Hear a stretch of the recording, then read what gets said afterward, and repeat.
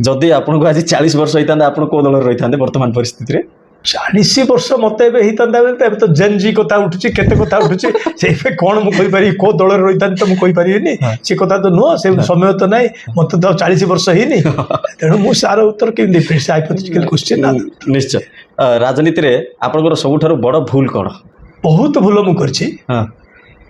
एवं सबुठ बड़ कथा मु आपन गोटे कथा कहबी मु जाको गोटे थर विश्वास करे ताको सबले विश्वास कर दिए जोटा कि राजनीति रे बहुत क्षति बोध कर दिए से विश्वासटा मोर सरल विश्वासटा मोर राजनीति भितर प्रभु जगन्नाथ कृपारू एवं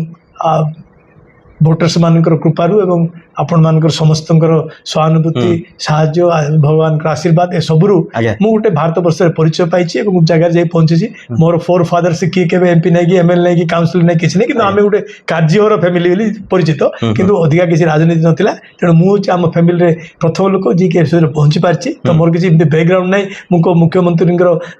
पु नहीं कि को आर ये नहीं कि कार किसी नहीं कि मोर बैकग्राउंड मु किसी आसीनी तेणु मते निश्चय सुजोग मिली